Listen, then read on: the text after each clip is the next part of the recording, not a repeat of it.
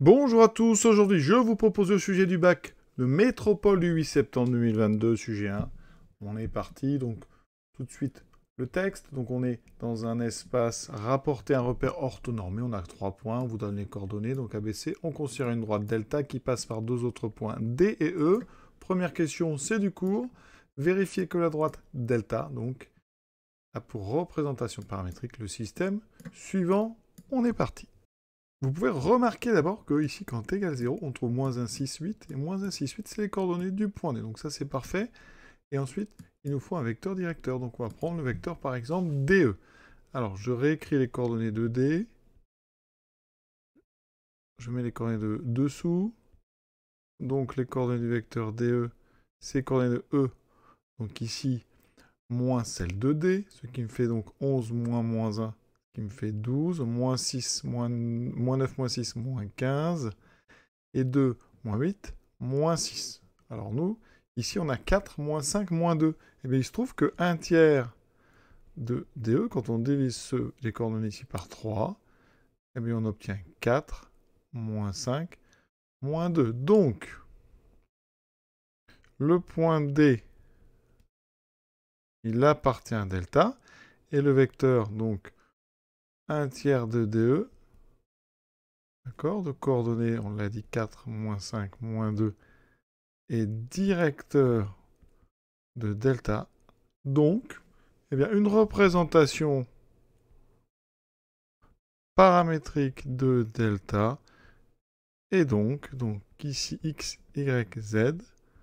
On met là les coordonnées d'un point de la droite, donc on a choisi D, plus les coordonnées du vecteur directeur ici, donc multiplié par t, plus 4 fois t, moins 5 fois t, moins 2 fois t, et ici t appartenant à R.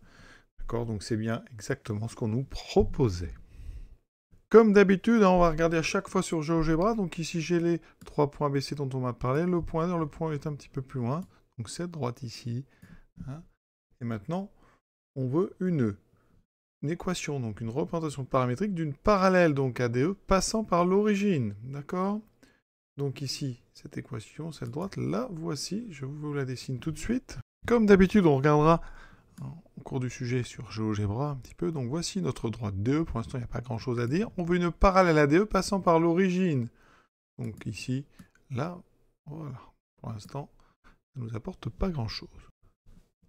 On nous demande une représentation paramétrique donc de delta prime parallèle à delta passant par l'origine du repère. Donc ici, eh bien, delta prime passe par O, donc de coordonnées 0, 0, 0, et a pour vecteur directeur, eh bien, le même que delta, donc 1 tiers toujours de DE, hein, qui a pour coordonnées 4, moins 5, moins 2, donc delta prime, x égale, y égale, z égale, donc 0, 0, 0, 4t, moins 5t, alors comme c'est une note différente, on va mettre t prime, moins 2t prime, t prime appartient à R.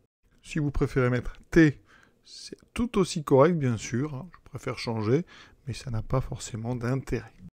L'intérêt, c'est que si on calcule des valeurs de t', eh bien, on saura que c'est le t, enfin le paramètre de delta prime et pas le paramètre de delta. Donc, voilà.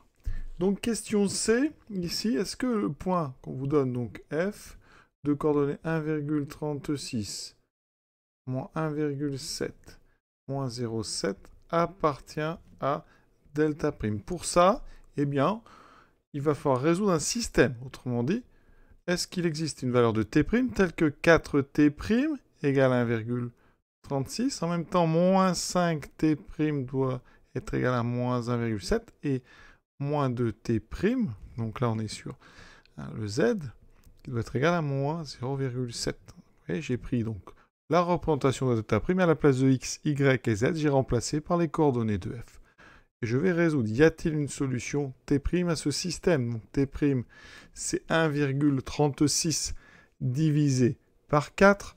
Donc ça fait 0,68 divisé par 2, 0,34. Donc t' doit être égal à 0,34. Dans la deuxième équation, ça fait 1,7 sur 5. Donc quand on divise par 5, il y a une sorte de petite multiplication par 2. Je vous le dis, ça fera effectivement 0. 34, 17 fois 2, ça fait 34. Par contre, ici, le dernier nous donne t' égale 0,35. Donc ici, ça n'est pas possible. Donc impossible. On ne peut pas avoir ici t qui vaut 0,34, enfin t' qui vaut 0,34 et qui vaut 0,35. Donc il n'y a pas de solution. Donc f' n'appartient pas à delta'. Regardons sur GeoGebra. Ici notre droite et le point F, eh bien on a l'impression qu'il est sur la droite. Alors il faudrait peut-être aller chercher vraiment un jour, mais encore même avec GeoGebra, ici on n'arrive pas à voir que le point F n'appartient pas en fait à cette droite. Donc vous voyez que l'importance des maths, c'est d'aller vraiment au plus précis, et on arrive à voir ici que F n'est pas sur la droite delta'. Deuxième petit à montrer qu'ABC définissent un plan. Donc pour ça, il faut montrer que AB et AC, par exemple, ne sont pas parallèles. On va donc regarder les coordonnées des vecteurs. Donc le vecteur AB. Alors, je vais réécrire les coordonnées ici de A, de B et de C. Donc coordonnées de AB, c'est coordonnées de B moins celle de A. Donc 1, moins 1, 2. 1, moins 1, 2. 2, moins 3, moins 1. Ensuite, AC, coordonnées de C moins celle de A. 1, moins 1, 2. Moins 1, moins 1, 0. 7, moins 3, 4. Ici, ces deux vecteurs ne sont pas collinéaires. On a ici un 0, là on a un 2. Donc, AB et AC on va mettre non pas des coordonnées proportionnelles, donc ils ne sont pas collinéaires. Donc, non pas des coordonnées proportionnelles. Donc, ils ne sont pas collinaires. Et donc, les droites AB et AC ne sont pas parallèles. Donc, conclusion, ABC forment un plan. ABC, donc, définissent un plan.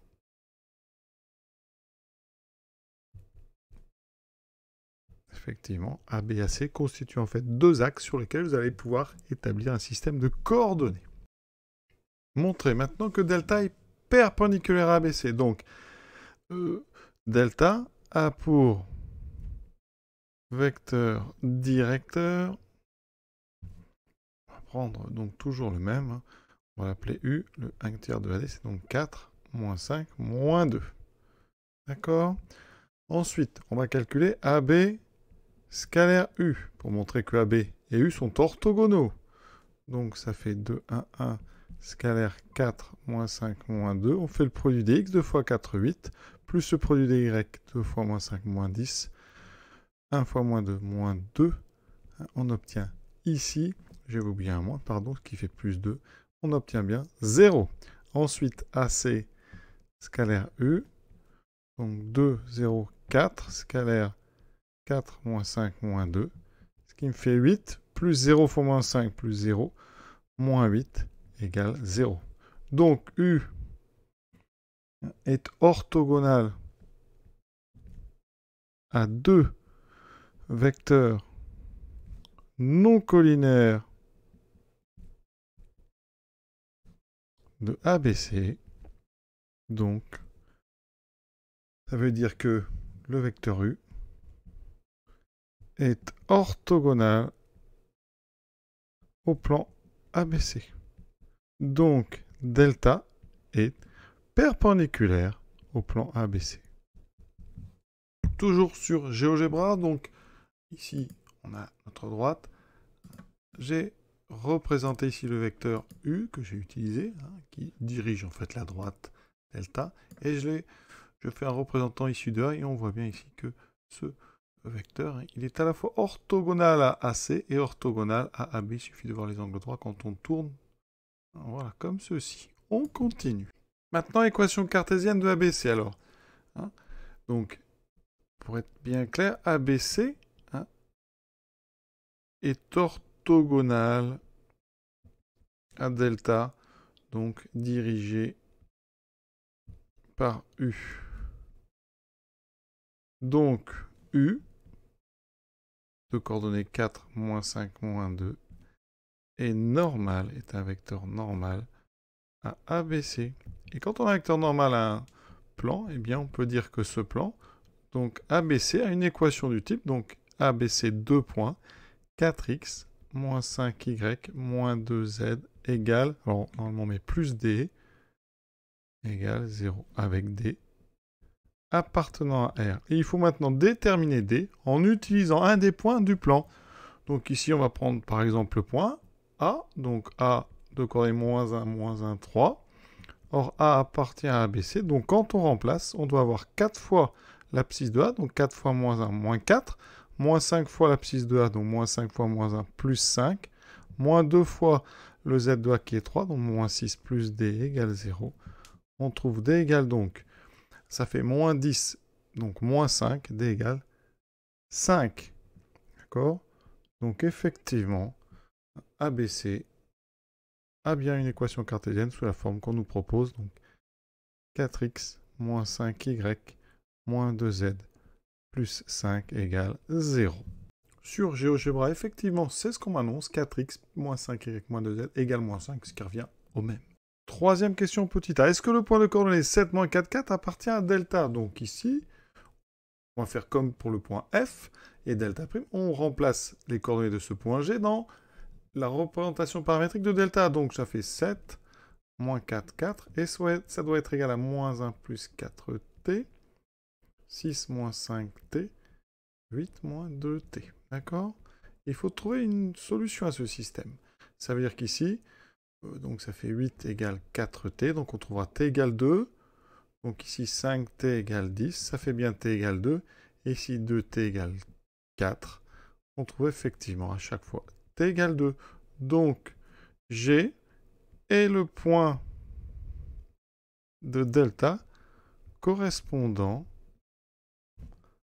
à la valeur t égale 2 du paramètre. L'avantage d'avoir mis t' pour delta', c'est que vous voyez, il n'y a pas de confusion possible. Pour l'instant, on n'a qu'une seule représentation paramétrique avec la lettre t. On continue avec GeoGebra ici. Donc, mon point ici G, qui est effectivement, qui semble bien être sur la droite. Maintenant, eh bien, on va projeter ce point G sur le plan. Le plan ici qui est en bleu, défini par ABC. Je vous le dis, on obtient donc ici le point H qui est là, qui est l'intersection en fait entre ces droites et le plan. Et le point H, vous voyez, il est ici. Voilà. Et donc après, on va calculer la longueur GH. Donc comment obtenir H, je vous l'ai dit. Donc H est l'intersection, donc on va le dire. H, c'est en fait l'intersection entre ABC et la droite delta. Donc on va résoudre un système avec ici x égale moins 1 plus 4t, y égale 6 moins 5t, z égale 8 moins 2t, et l'équation paramétrique qu'on a trouvée du plan. 4y moins 5, 4x moins 5y moins 2z plus 5 égale 0. Alors comment on résout un tel système? J'espère que vous le savez. On va injecter dans l'équation cartésienne ici les informations données par x, y et z de la représentation paramétrique. Donc ici, ça fera 4 fois x, donc 4 fois moins 1 plus 4t, moins 5 fois 6 moins 5t, moins 2 fois 8 moins 2t, plus 5 égale 0. Et si on veut vraiment présenter bien, on recopie les trois équations qui forment la représentation de la droite ici. Et ensuite, on va résoudre donc l'équation qui est apparue ici, qui est une équation du premier degré. Alors, on travaille la première équation, donc on a moins 4 plus 16t, moins 30 plus 25t, moins 16 plus 4t plus 5 égale 0. Donc rapidement, je regroupe les t, 41, 45t. Ensuite, on a moins 4, moins 34, moins 50 plus 5, moins 50, moins 45, ça fait donc égal 45. Donc t égale à 1. Ça veut dire que le système, donc je reviens sur le système, nous donne t égale 1. Donc x vaut moins 1 plus 4, ce qui fera 3. Y vaut 6 moins 5, qui donnera 1. Et z vaut 8 moins 2, qui donnera 6. Donc le point H, l'intersection, a donc pour coordonnées 3, 1 et 6. Regardons sur GeoGebra, ces points d'intersection. Donc effectivement, on m'annonce bien 3, 1, 6 est en bas ici.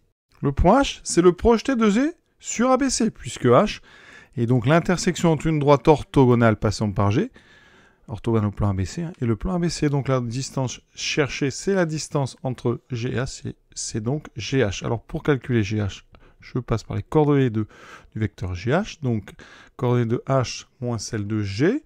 Donc ici j'ai 3 moins 7 moins 4. Ensuite 1 moins 4, ça fait 5. 6 moins 4, 2. Donc GH, c'est donc égal à racine carrée. Alors ici 4 au carré 16. On met les 3 ici, nombre au carré, sans compter les moins, puisque c'est un carré. 25 plus 4. Donc GH est égal à racine de, ici, vous voyez. Hein. Donc ça fait 41 plus 5, racine de 45. 45, c'est 9 fois 5. Donc par les propriétés des racines, le 9 peut sortir sous forme d'un 3. Il nous reste 3 racines carrées de 5.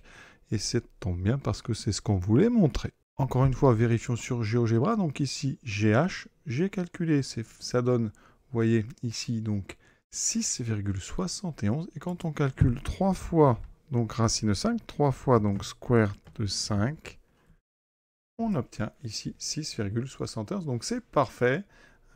C'est bien le bon résultat. Maintenant, montrons que le triangle ABC est rectangulaire.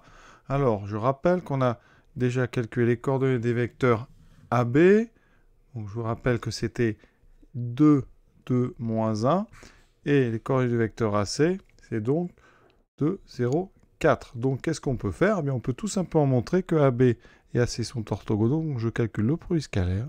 Ça me donnera donc, égal à 2 fois 2, 4, plus 2 fois 0, 0, plus moins 1 fois 4, donc moins 4, ça donne bien 0. Donc, AB et AC sont orthogonaux, donc la droite AB est perpendiculaire à la droite AC. Donc, le triangle ABC est, donc ici, le triangle ABC est rectangle en A1. Quand on met des parenthèses, c'est un plan. Si on ne met pas de parenthèses, c'est le triangle ici qui est rectangle en A. Maintenant, on me demande le volume du tétraèdre ABCG. Alors regardez bien, il faut le visualiser. ABC, c'est sa base, hein, une pyramide, donc un tétraèdre à base pyramidale. Ici, eh bien, je vais vous le représenter. Donc ce tétraèdre, où est-ce que je l'ai mis? Ici, voilà. Alors bien sûr, il faut faire tourner un petit peu, vous voyez, ça donne ceci. D'accord? Alors le triangle ABC est rectangle, ça va me permettre de calculer la base, l'aire de la base ABC, et ensuite la hauteur, eh bien ça on l'a déjà, c'est la longueur GH. Vous voyez, on voit bien comme ceci, hein, notre pyramide avec sa hauteur ici, GH. Donc j'ai besoin de l'aire de ABC, donc j'ai besoin de la longueur AB. La longueur AB, donc racine carrée de 2 au carré 4 plus 2 au carré 4 plus 1. Donc racine de 9, ça donne 3. AC vaut racine carrée de 4 plus ici 0 au carré, plus 4 au carré 16, racine carrée de 20. Donc 20, c'est 4 fois 5. Je sors le 4 qui me donne 2 racines de 5. Donc l'aire de ABC, alors je fais un petit dessin, hein, ici, c'est donc base AB fois hauteur AC sur 2. Donc 3 fois 2 racines de 5 sur 2. On simplifie par 2, 3 racines carrées de 5. Et donc, le volume V, c'est donc base fois hauteur divisé par 3. Donc, base fois hauteur divisé par 3. La base, on a dit, donc c'est l'aire de ABC, 3 racines de 5, fois la hauteur qui est GH, donc 3 racines de 5 divisé par 3. Donc, V vaut, on simplifie par 3. Racine de 5 fois racine de 5, ça fait 5 fois 3, ça donne 15 unités donc de volume. Et on a terminé ce petit exercice très très classique, sans vraiment beaucoup de pièges, mais assez divers et variés, comme on dit. Donc je vous souhaite une bonne fin de journée à tous, et à très bientôt. Je rajoute, avant de terminer, que je vais mettre en pièce jointe le le fichier pour pouvoir, si vous voulez, animer vous-même en GeoGebra, comme ça, tout est déjà tapé. Ça permet parfois de bien apprivoiser comme ça les figures géométriques, et on voit ici, par exemple, le volume ici est bien indiqué égal à 15. Donc a priori, on a fait du bon travail. Voilà.